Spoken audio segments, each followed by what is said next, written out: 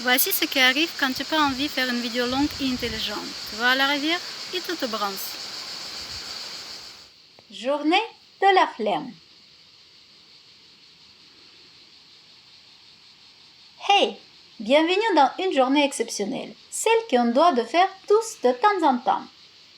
Dans cette vidéo, nous parlerons de la journée de la flemme et de ses bienfaits pour notre santé, physique et mentale. Honnêtement, je suis surprise.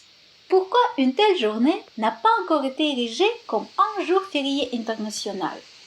Réfléchissez juste un instant. Il existe de nombreuses journées déclarées mondiales, comme par exemple la journée des zones humides, la journée mondiale de toilette, la journée sans achat, etc. Mais en vrai, vous voyez-vous les fêter? Bien sûr, certaines sont déclarées afin de sensibiliser un problème dans le monde. Mais sur la base de quels critères sont-ils sélectionnés? Par exemple, il existe une journée du thon. Mais d'où vient cette discrimination? Pourquoi le thon et non le saumon, par exemple?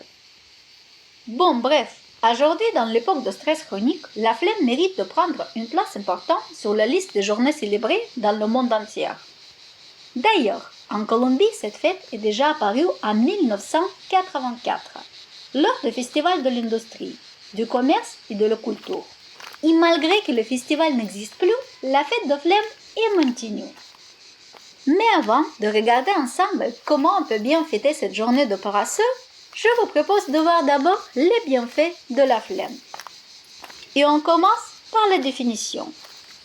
Au lieu de chercher dans le dictionnaire une explication banale de genre « l'envie de ne rien faire », je vous propose une variante plus amusante et pleine de sens que j'ai trouvée sur un site russe.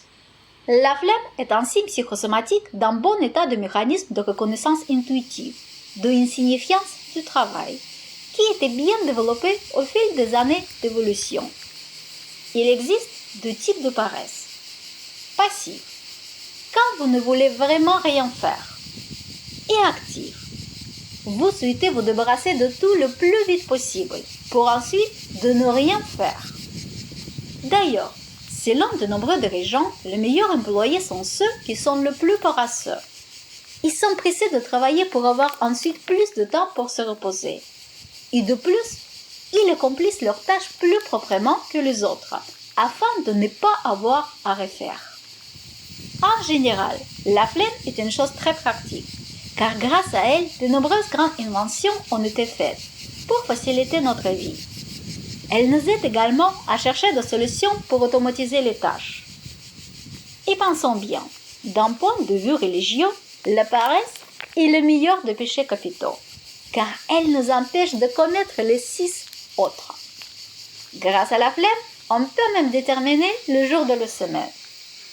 Par exemple, si déjà le 4e jour consécutif que nous nous sentons trop paresseux pour travailler, c'est-à-dire que c'est jeudi. Bref, partout où l'on regarde, la flemme est absolument nécessaire. Je vais vous préparer un grand article sur ce sujet. Si vous voulez en savoir plus sur 5 raisons d'intégrer la flemme dans votre vie, je vous laisse le lien juste en bas de cette vidéo. Également, si vous souhaitez approfondir ce sujet et augmenter votre perfection dans un art d'être paresseux, vous trouverez quelques livres recommandés. On peut parler de la paresse encore pendant très longtemps, mais je vous propose de voir ensemble comment célébrer au mieux cette journée de la flemme pour que le processus soit le plus efficace possible. Voici quelques simples recommandations qui nous permettront de nous concentrer complètement sur notre activité. Nous pouvons la célébrer passivement, rester à la maison au lit, et de nous permettre de ne rien faire. Nous pouvons choisir la variété active, prendre un transat et aller à la plage ou au parc. Importer des plats délicieux avec nous et observer ce qui se passe autour de nous. Nous pouvons également méditer, regarder un film, faire un feu dans la cheminée et écouter de la musique.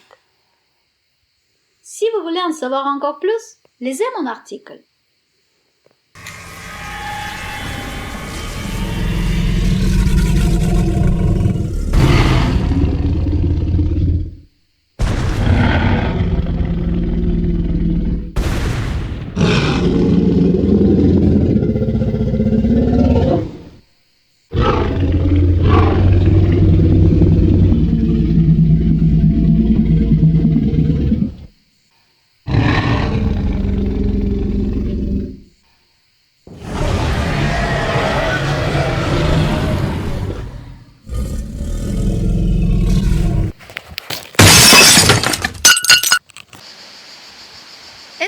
voyez cette montagne juste derrière moi.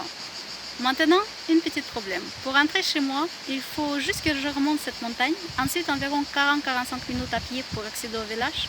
Voilà comment ça se passe, un vrai repos bien actif.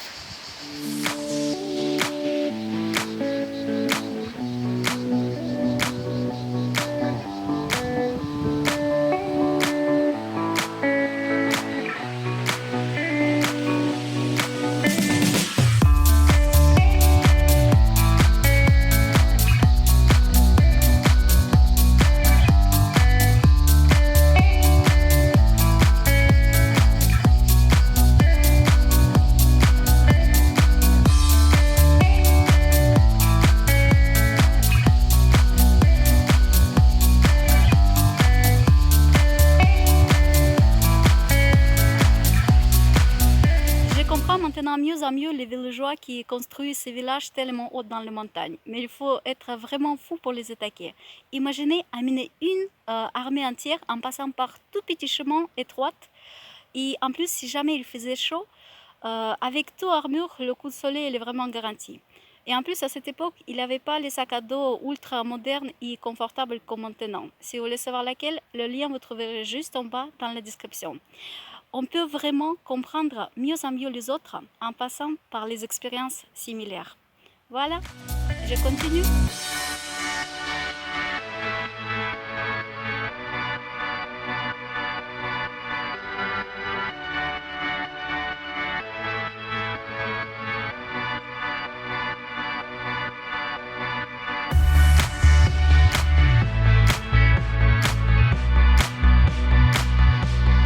J'ai une grande flemme de grimper. Malgré le vent qui est très rafraîchissant, c'est quand même il fait très très chaud. Voilà, c'est tout pour aujourd'hui. Si vous avez aimé cette vidéo et vous voulez en recevoir d'autres, pensez bien de vous abonner en cliquant sur une petite cloche et partagez-la s'il vous plaît avec vos amis. À très bientôt!